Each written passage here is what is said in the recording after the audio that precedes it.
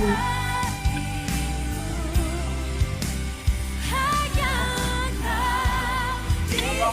pagi, Shalom Abuna, selamat pagi.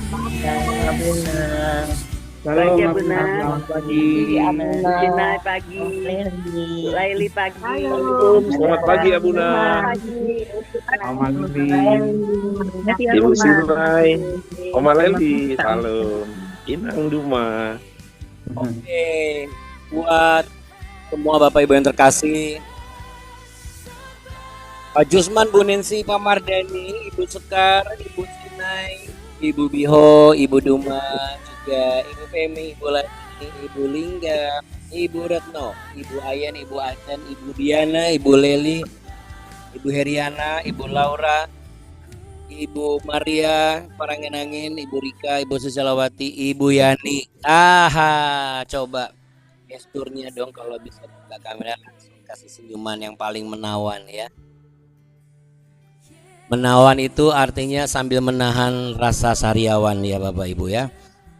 Senyum menahan rasa sariawan gimana itu? Oke. Ya Bapak Ibu yang terkasih, puji Tuhan ya, saya yakin dan percaya ada banyak hal-hal yang indah yang Tuhan sudah kerjakan dan sedang kerjakan.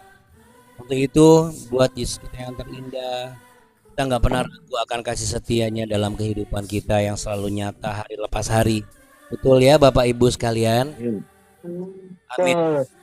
Sekalipun misalnya mungkin Pak Musa, saya dengar tadi sinyalnya kurang bagus ya. Tidak apa-apa, kadang sinyal memang pasang surut. Yang penting iman kita tidak pasang surut. Amin Bapak Ibu. Amin. Berkat Tuhan juga nggak pernah pasang surut ya. Untuk itu Bapak Ibu yang setuju dengan apa yang saya sampaikan, kita mau sama-sama duduk diam di hadapan tahta kasih karunia Tuhan. Saya mau mengajak sepakat sama-sama. Shalom, selamat pagi Abuni Kartika yang sedang mempersiapkan dan membantu saya untuk memastikan segalanya berjalan dengan baik. Untuk itu Bapak Ibu yang terkasih, mari sama-sama kita bersatu di dalam doa ya. Boleh yang tetap semangat ya. Ibu saya, mama kami terkasih, tetap semangat setiap pagi penuh sukacita. Amin. Bapak-bapak semuanya yang juga tidak pernah surut semangatnya. Untuk itu yuk kita berdoa, yuk sama-sama kita datang di hadapan kata kasih Tuhan. Mari kita berdoa.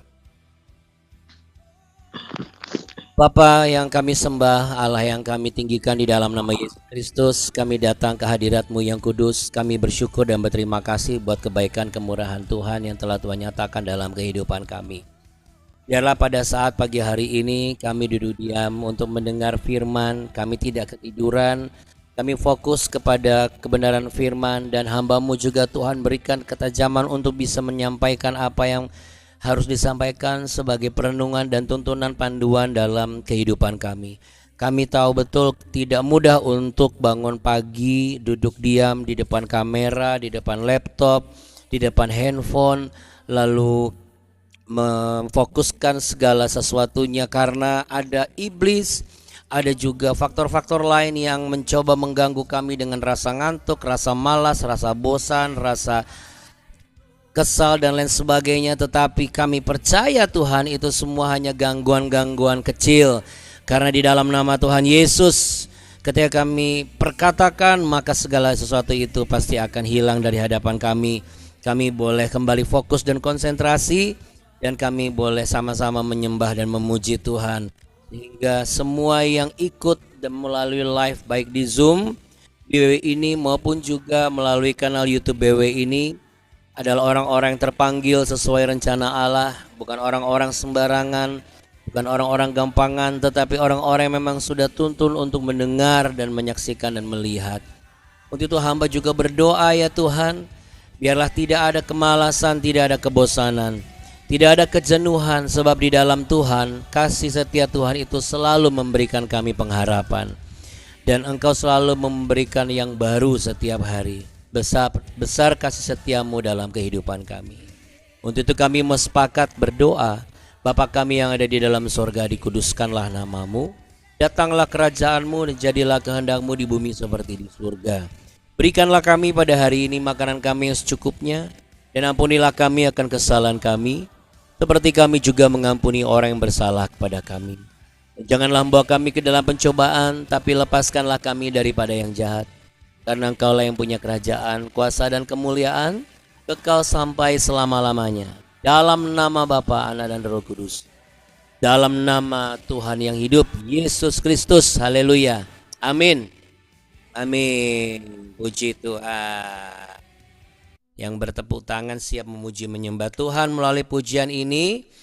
Dan ini pujian yang menyatakan bahwa tidak ada terang dalam hidup kita selain terang Kristus, ya Bapak Ibu yang terkasih. Untuk itu kita mau sama-sama naikkan pujian, ya.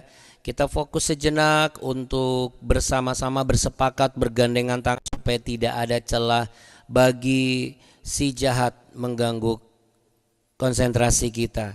Untuk itu Bapak Ibu sekalian, kita naikkan pujian ini, ya.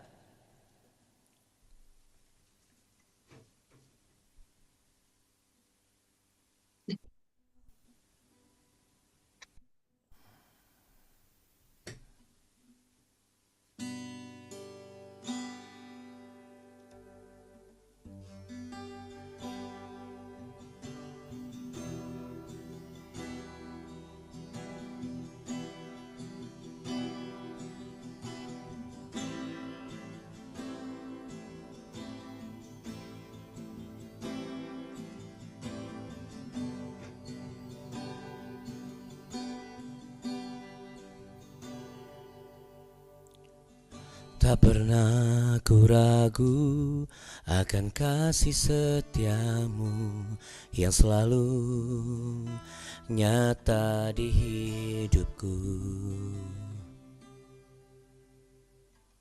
Tak pernah ku cemas akan hari depanku, Yesus yang menjamin hidupku.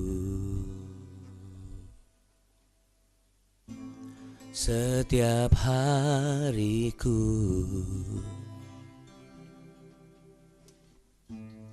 aman dalam-Mu,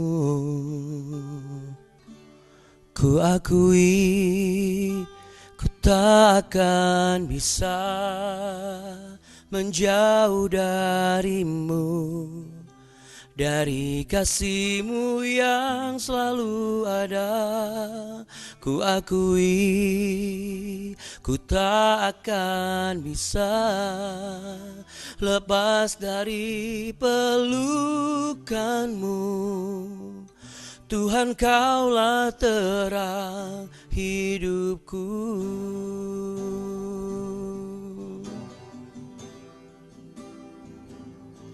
Oh, oh, oh.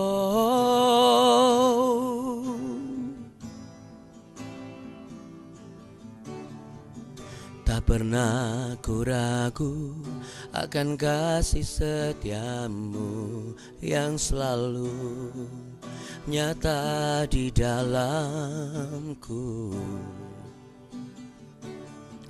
Tak pernah ku cemas akan hari depanku, Yesus yang menjamin hidupku. Setiap hariku aman dalam-Mu Tuhan, aman dalam-Mu. Ku akui ku tak akan bisa menjauh dari-Mu. Dari kasih-Mu yang selalu ada, ku akui ku tak akan bisa lepas dari pelukan-Mu. Tuhan, Kaulah terang hidupku. Ku akui ku tak akan bisa menjauh dari-Mu. Dari kasih-Mu yang selalu ada, ku akui ku tak akan bisa lepas dari pelukanmu.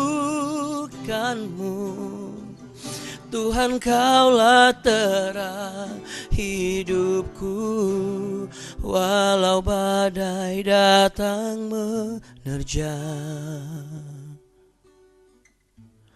Ku kan tenang karena Kau dekatku dan lindungiku.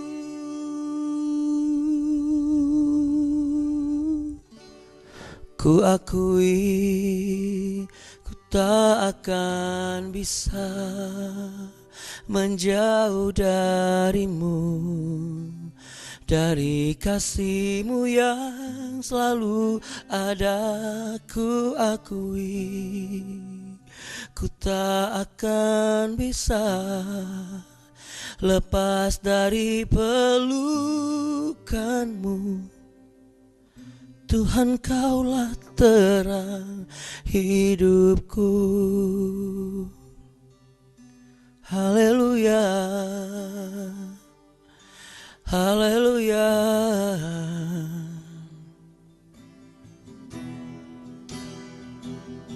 Haleluya.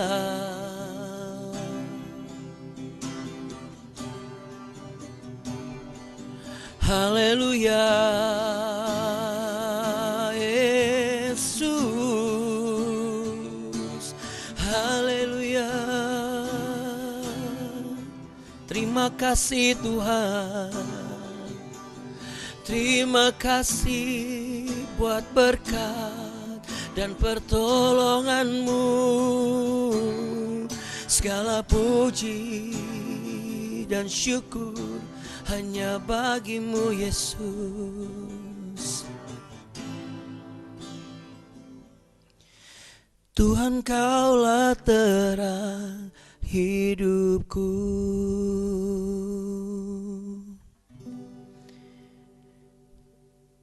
Tidak ada terang lain selain Kristus sebagai satu-satunya terang yang benar dalam kehidupan kami. Itulah sebabnya kami dijadikan sebagai anak-anak-Mu, anak-anak terang yang kudus untuk menerangi kegelapan di dunia ini.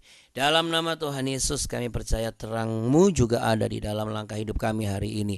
Sehingga kami beroleh kehidupan, sehingga kami beroleh kelimpahan, kesuksesan dan juga perlindungan. Sampai Tuhan Yesus datang menjemput kami. Sebab keselamatan sudah ada di dalam kehidupan kami sebagai orang percaya. Haleluya. Amin. Amin Bapak Ibu sekalian terkasih. Amin ya, puji Tuhan. Haleluya Bapak Ibu. Ya Bapak Ibu sekalian, saya percaya kita semua beroleh kasih karunia Tuhan pada pagi hari ini. Untuk itu kita mau lanjutkan, ada hal yang bisa kita dapatkan dan kita jadikan sebagai pedoman dalam kehidupan kita sehari-hari. Sebab sifat BW adalah suatu mesbah doa, mesbah pagi yang isinya adalah renungan, dan di mana renungan ini memberikan catatan-catatan baik spesifik maupun non spesifik untuk memberikan arahan dan panduan dan guidance.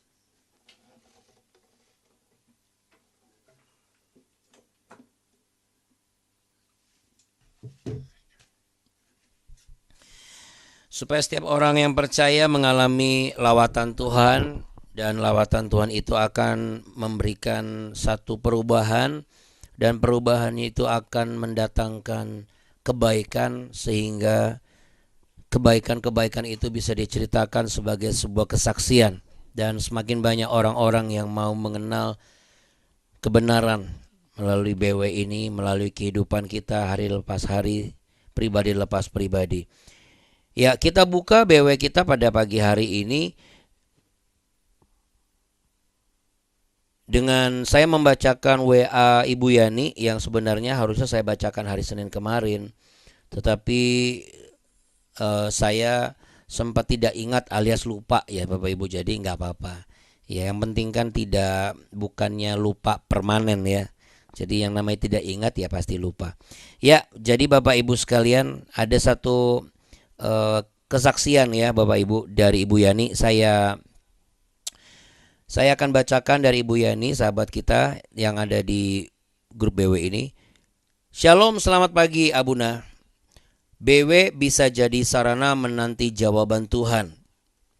Benar Abuna, puji Tuhan. Tuhan tahu hatiku, tahu kerinduanku. Tuhan jawab kerinduanku dengan caranya yang ajaib. Kayak misalnya dapat bertemu dengan Abuna, dapat gabung di BW. Yakin dan percaya itu juga salah satu jawaban dari Tuhan. Terima kasih Abuna. God bless you and your family. Amin. Mewakili keluarga dan family semuanya saya ucapkan terima kasih. Thank you very much ya Bapak Ibu Yani. Kita beri tepuk tangan untuk yang disampaikan oleh Ibu Yani.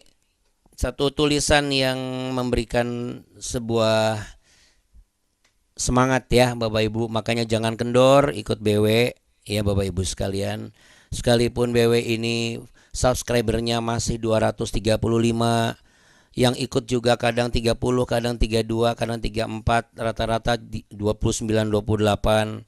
Tetapi sekalipun bilangannya kecil kelihatannya, tetapi saya dan Abuni sangat yakin dan percaya kesaksian dan pertolongan Tuhan besar untuk kita semua. Amin. Jadi enggak masalah. Yang penting Bapak Ibu dan juga kami kita tuh sepakat. Sampai kapan Abuna ini? Sampai nanti Tuhan bilang sudah cukup, berarti kita akan dikenakan mahkota kemenangan dan kemuliaan. Amin. Waduh. Haleluya ya, puji Tuhan. Ya, selama kita masih bisa pakai media untuk menyampaikan kebenaran dan berbagi sukacita dan ketulusan, kenapa tidak? Oke, kita langsung lanjut yuk Bapak Ibu. 2 perikop lagi, perikopnya nggak panjang.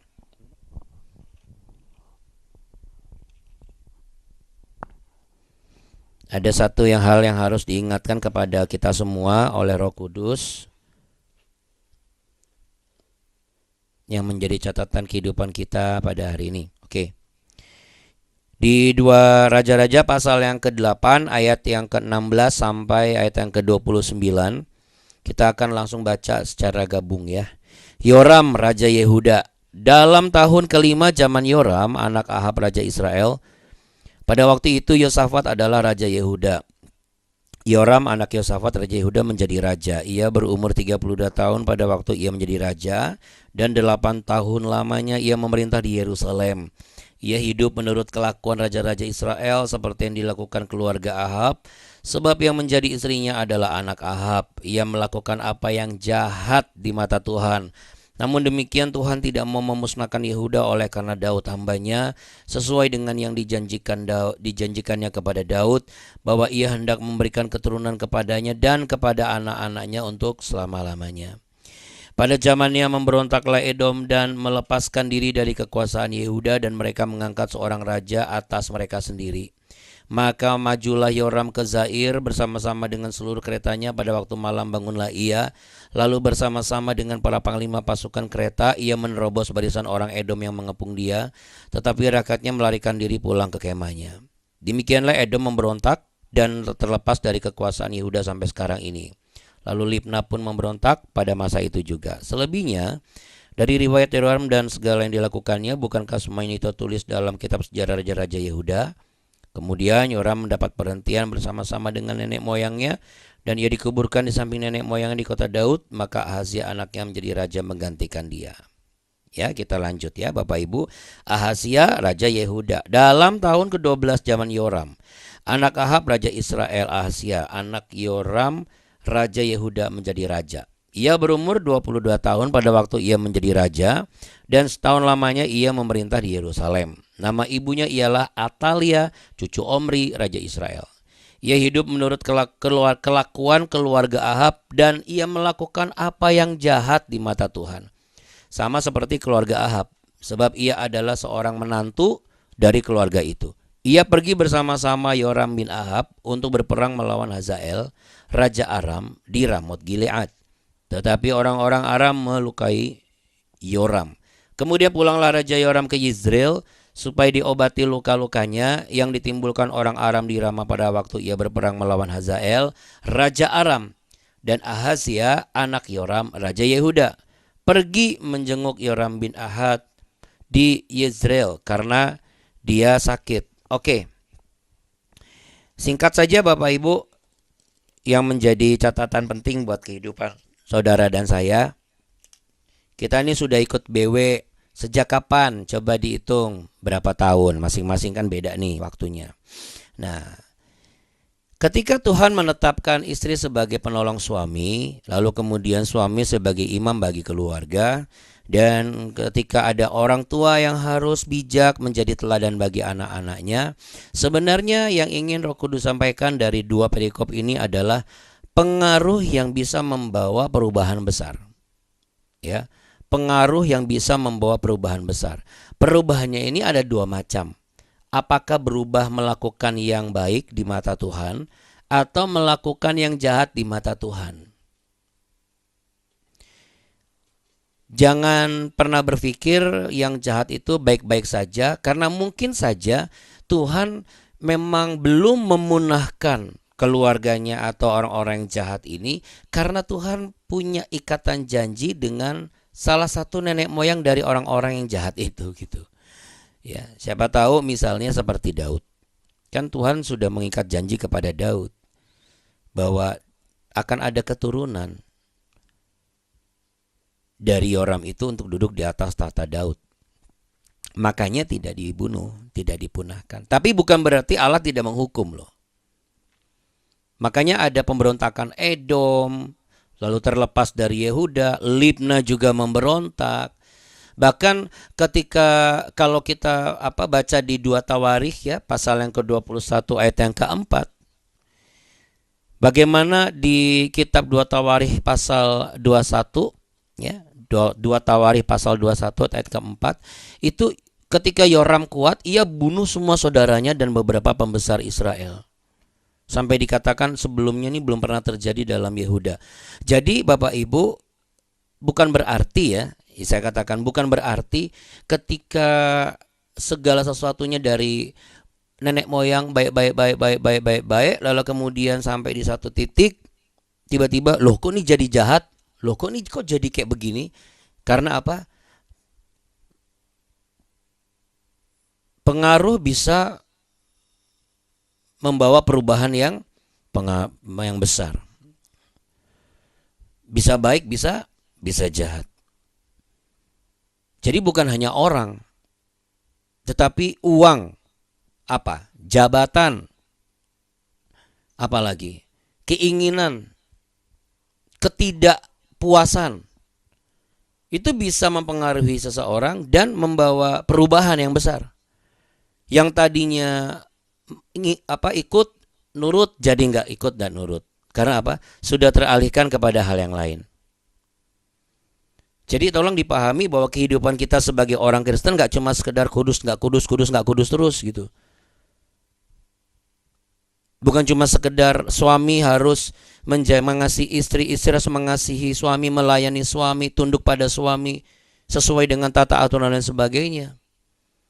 Bukan cuma sekedar itu saja. Kehidupan kita sebagai orang Kristen dan orang percaya itu harus menyadari juga kalau kita nggak hati-hati, jabatan pelayanan, nama yang terkenal, apalagi pekerjaan yang diberkati, apalagi pergumulan yang berat, promosi pekerjaan.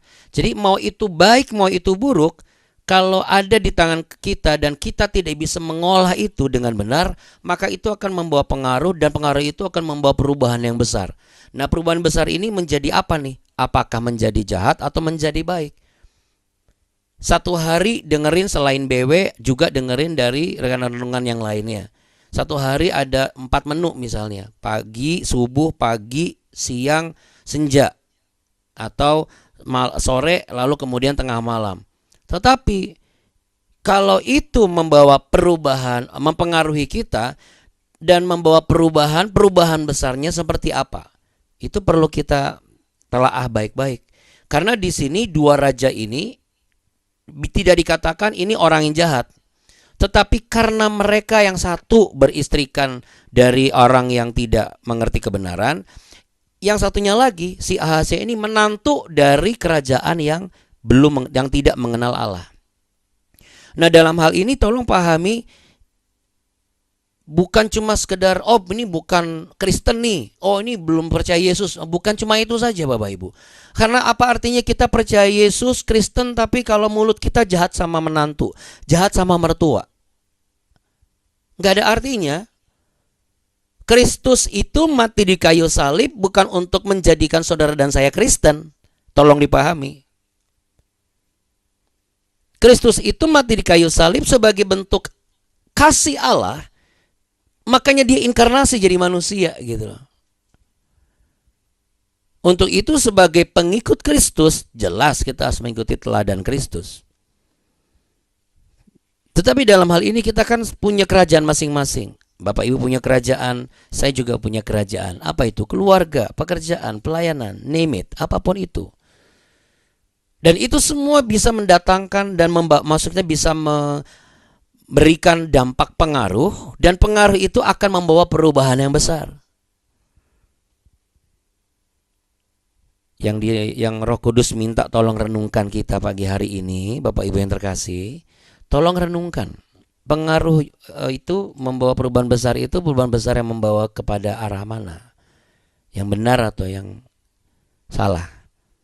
Yang baik atau yang jahat? Dikatakan di 2 Tawarikh 21 ayat 4 tadi itu kan sebelumnya belum pernah terjadi dalam sejarah Yehuda. Sebelumnya belum pernah terjadi di dalam sejarah hidup keluarga kami nih, keluarga besar nih, kejadian kayak gini. Banyak kan kayak begitu. Nggak nyangka ya, ternyata bisa bunuh orang. Nggak ada yang nyangka. Tidak selamanya apalagi lagi berlakukan sesuatu yang sifatnya rohani aman-aman saja. Baru-baru ini kan ada kejadian kan. Siapa sih yang nyangka suami yang sudah dinikahi harus melakukan seperti itu? Atau mungkin kasus yang lain. Siapa sih yang nyangka istri yang awalnya baik-baik saja ternyata tidak sebaik itu? Nah, dalam hal ini konteksnya saya persempit. Bapak, Ibu, dan saya kan dikumpulkan di BW ini. Kita ketemu setiap pagi, dikasih panduan dan guidance untuk hari ini tuh kayak gimana, besok itu kayak gimana, atau nanti mungkin minggu depan seperti apa. Karena kan Anda pasti catat kan. Kalaupun Anda gak catat, Anda pasti rajin kan nonton di YouTube. Karena kalau Anda tidak rajin, lalu pertanyaannya, di mana BW ini membawa pengaruh, dan apakah pengaruh BW ini membawa perubahan yang benar atau perubahan yang salah? Jadi ketika kita mengikuti, kita renungkan, lalu kita dibawa pengaruh yang mana nih? Yang benar apa yang salah? Dan ini membawa perubahan yang benar atau salah di dalam kehidupan kita. Oh, cara ngomong kita ini berubah nggak dari yang jahat jadi baik? Atau kita cuma baik di BW, baik di gereja, tapi begitu balik ke keluarga, ternyata kita mulutnya lebih jahat. Emang kenapa sih Abuna? Kan terserah saya. Bapak Ibu tahu nggak, ketika kita menjadi saksi dusta, kita tuh lebih jahat dan berdosa daripada orang yang belum kenal Tuhan. Kok saksi dusta? Loh iya, karena menantu atau mertua atau anak atau suami atau istri yang tahu setiap subuh bangun, kalau kemudian kita ibaratnya nih di mata mereka kan kita ngerecokin paginya mereka nih ceritanya. Yang sebelah lagi tidur, lagi enak-enak tidur, lalu kita apalagi ada suara saya gitu ya. Suara siapa sih itu pagi-pagi gitu kan. Terus gak membawa perubahan yang benar. Bagaimana kita memberikan pengaruh yang besar, pengaruh yang baik? Karena sehebat-hebatnya orang, ternyata kita bisa lihat kalau istrinya jahat, suaminya lama-lama jadi jahat juga. Kalau keluarganya jahat, lama-lama jadi jahat juga. Makanya ditulis sebelumnya tidak pernah terjadi sebelumnya dalam sejarah Yehuda. Jadi bukan berarti ketika nenek moyang kita baik-baik saja, kita pun juga akan baik-baik saja. Ingat, kita kan menikah ketemu sama keluarga lain yang latar belakangnya berbeda. Kita ketemu berinteraksi di gereja, ketemu dengan orang-orang yang juga latar belakangnya yang berbeda. Kita dipimpin dalam perusahaan pekerjaan yang notabene atasan kita juga punya latar belakang yang berbeda. kita memimpin anak buah yang notabene juga latar belakang mereka berbeda. Satu-satunya yang bisa memastikan supaya ada pengaruh yang benar dan membawa perubahan yang baik hanyalah ketika kita menyadari posisi kita. Sudah belum kita memastikan dan memberanikan diri untuk, ya nggak usah diomongin, tapi di dalam hati, ayo turuti teladan saya sama seperti saya menuruti teladan Kristus. Saya yakin dan percaya kita akan termotivasi untuk jadi orang-orang yang patut diteladani. Apapun dan bagaimanapun keadaan kita hari-hari ini. Jadi nggak bisa selamanya kita langsung ngomong, aduh ini kan saya lagi banyak masalah. Wajarlah kalau saya lupa-lupa sedikit mengenai renungan firman Tuhan, Abuna. Ya kalau Anda tanya ya nggak wajar. Karena bagaimanapun juga yang namanya orang sudah bertumbuh harus menunjukkan pertumbuhannya. Untuk itu Bapak Ibu yang terkasih, jangan heran kalau orang ada yang bisa kok tega banget ya, sadis banget ya. Tadi di 2 Tawarikh 21 ayat 4 kan saya sudah sampaikan tadi sebagai satu keterkaitan ya ayat pendukungnya. Belum pernah terjadi loh. Begitu sudah settle, kuat, dia bunuh saudaranya semuanya, termasuk pejabat-pejabatnya. Jadi jangan pernah mengatakan dan mengklaim bahwa kita baik-baik saja kalau kita belum benar-benar baik di hadapan Tuhan. Karena apa? Suatu saat orang bisa berubah. Berarti Abuna juga bisa berubah. Saya katakan bisa saja kalau saya nggak benar-benar baik di hadapan Tuhan. Lalu apa bedanya dengan orang yang meragukan saya? Berarti orang meragukan saya juga belum tentu benar-benar baik di hadapan Tuhan. Hari-hari ini kita tuh harus memastikan, punya kepastian. Saya ini benar-benar baik gak ya di hadapan Tuhan? Karena kalau cuma benar-benar baik di hadapan manusia, kita tuh cuma menyenangkan manusia saja. Dan belum tentu yang kita lakukan menyenangkan hati Tuhan. Tapi kalau kita benar-benar baik di hadapan Tuhan, kita pastikan akan menyenangkan Tuhan toh. Nah, kalau kita menyenangkan Tuhan, saya yakin 100% perbuatan kita tidak akan merugikan orang lain.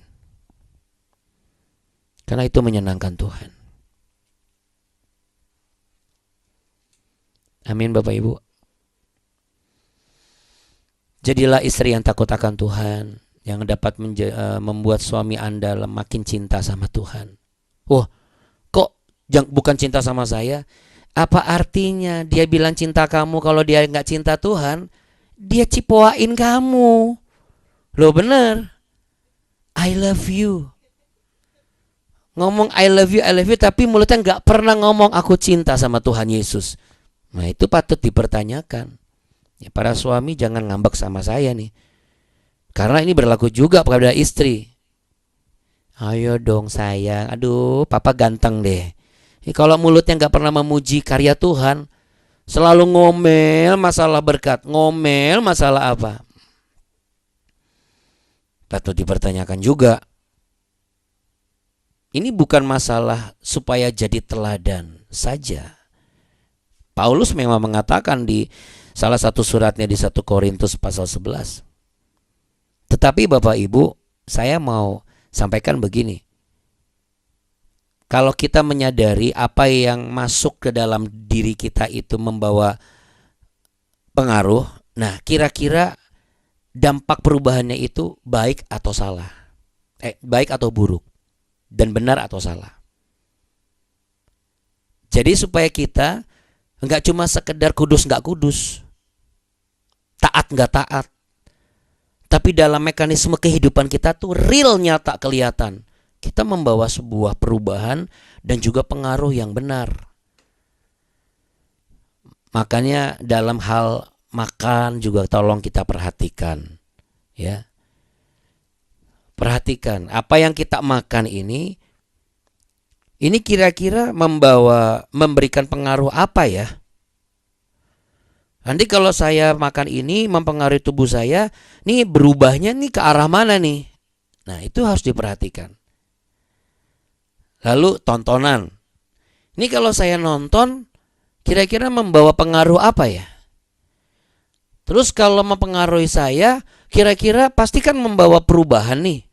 Perubahannya ke arah yang baik atau arah yang buruk ya? Kalau tontonan itu membuat Anda menjadi penakut, ngapain ditonton? Kalau tontonan itu membuat Anda menjadi pemarah, ngapain ditonton? Anda kan kesel sama tokoh yang di sinetronnya, yang di tontonannya, yang di drakornya. Bukan dengan orang yang ada di sebelah Anda gitu. Tapi karena pengaruhnya besar sehingga udah mukanya mirip, cara jalannya sama, bentuk hidungnya sama. Pas kebetulan kasusnya juga sama. Widih. Itu bisa membawa pengaruh. Ibaratnya kesel banget sama nih orang. Udah ada di depan saya, ada juga di TV. Padahal yang di TV sama di sebelah kita kan beda gitu ya. Gitu. Mari Bapak Ibu yang terkasih. Ini bukan masalah, sekali lagi, tradisi, tidak tradisi, dan lain sebagainya. Menjadi seorang Kristen yang baik, pengikut Kristus, dari banyak dimensi aspek kehidupan yang bisa dibahas. Sekali lagi, jangan cuma balik lagi kudus nggak kudus, kudus nggak kudus, taat nggak taat. Tapi apa artinya kalau ujung-ujungnya manfaatin orang, mempengaruhi orang supaya nggak ikut, lalu kemudian hanya menganggap dirinya yang paling benar, lalu ngomong juga sembarangan, lalu suka mempropagandakan situasi, memanipulasi orang, memanipulasi pikiran. Ya walaupun memang inilah akhir zaman, tapi janganlah sampai kita menjadi bagian dari tanda-tanda akhir zaman yang ternyata bagian itu adalah pada akhirnya Tuhan bilang, aku gak kenal kamu. Kamu itu termasuk segala pembawa kejahatan. Ada tuh Matius 7 tuh.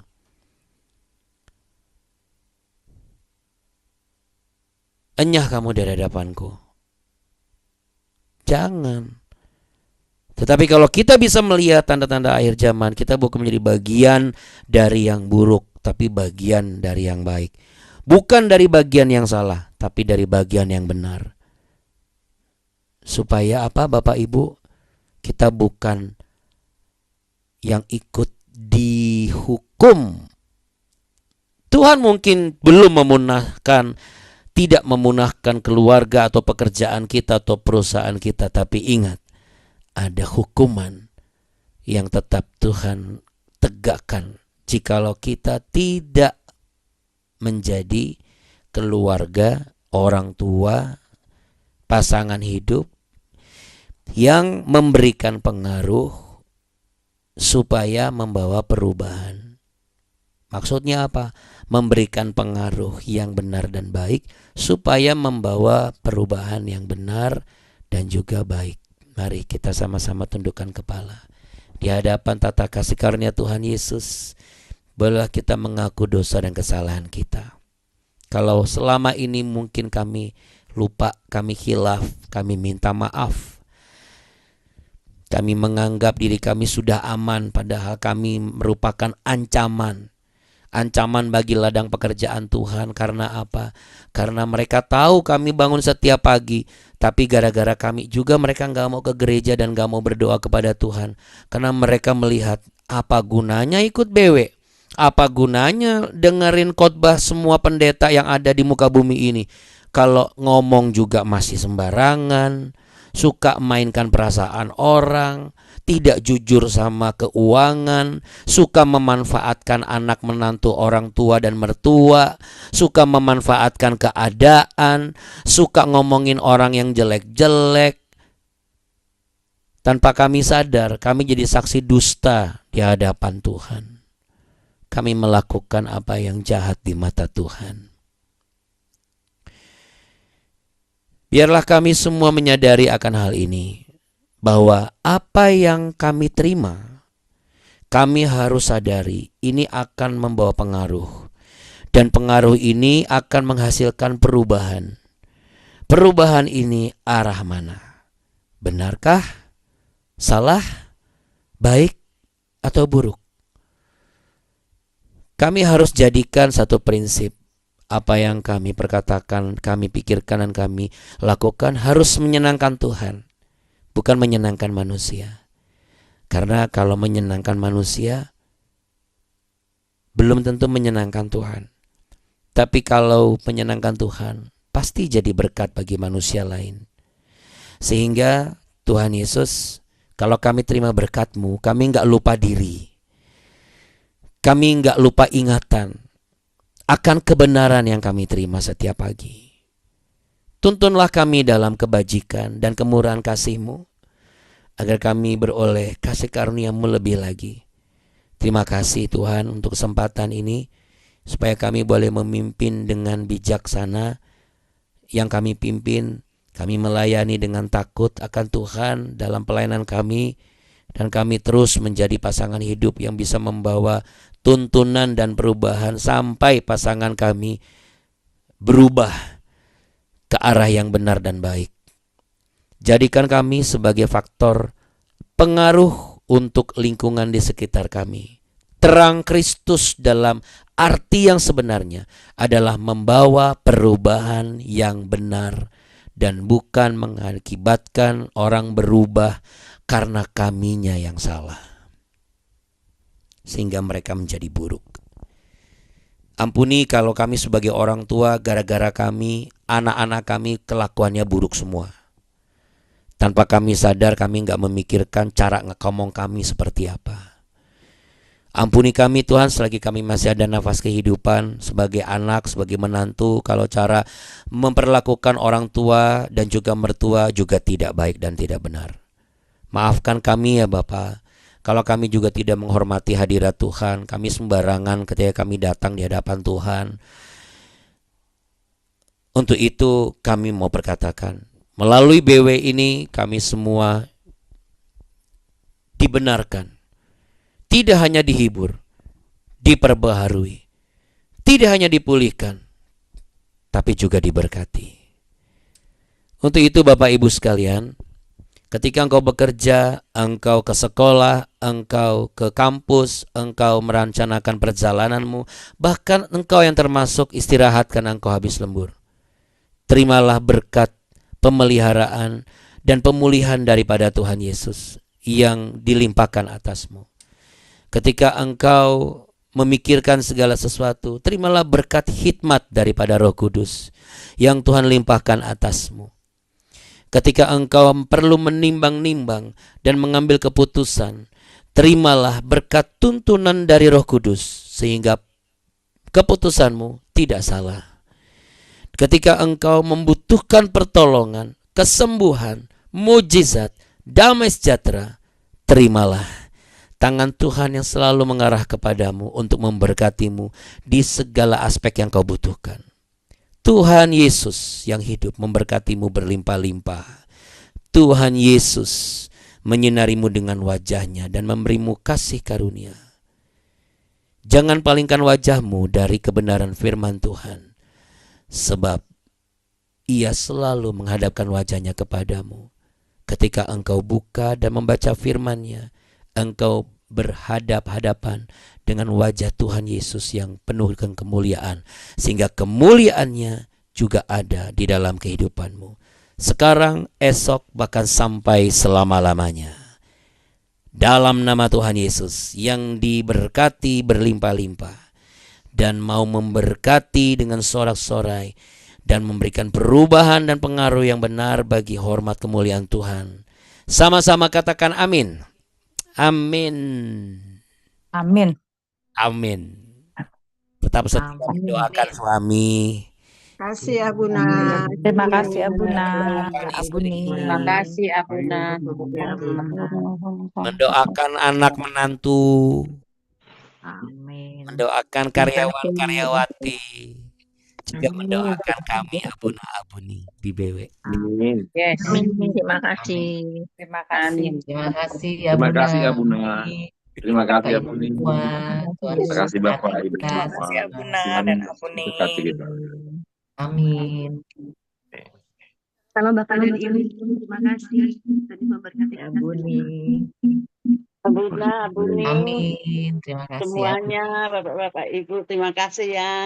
Saya keluar dulu ya. Amin. Izin. Sorry. Makasih Abuna-Abuni. Tuhan berkati. Terima kasih Abuna, terima kasih Abuni. Makasih Abuna. Kasih Abuna. Terima kasih Bapak Ibu sekalian.